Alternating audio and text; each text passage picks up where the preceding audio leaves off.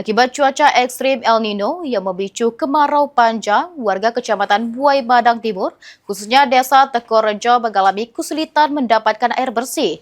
Menanggapi hal tersebut, Polres Oku Timur melalui Polsek Buai Madang Timur turut langsung dengan menyalurkan bantuan air bersih.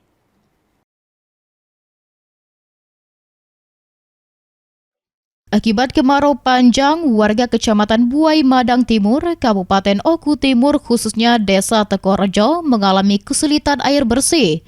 Masyarakat terpaksa mencari sumber air lain untuk memenuhi kebutuhan sehari-hari. Melihat kondisi ini, Polres Oku Timur melalui Polsek Buai Madang Timur memberikan bantuan air bersih kepada masyarakat di sejumlah tempat yang terdampak. Bantuan air bersih ini diharapkan dapat meringankan beban masyarakat dan membantu memenuhi kebutuhan air selama musim kemarau berkepanjangan.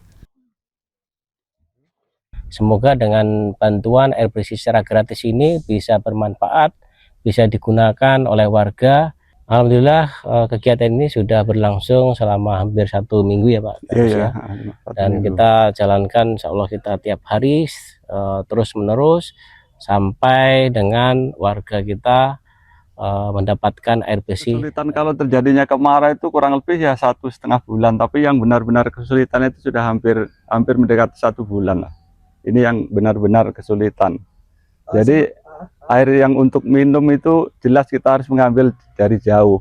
Jadi kalau bisa berkelanjutan sampai air hujan itu turun dan bisa kembali normal lagi, mudah-mudahan bisa dibantu seperti yang sudah dibantu oleh Bapak Kapolsek. Kondisi kemarau panjang ini diharapkan dapat segera berakhir sehingga ketersediaan air bersih bagi masyarakat kembali normal. Francisco Arikarwana, PAL TV.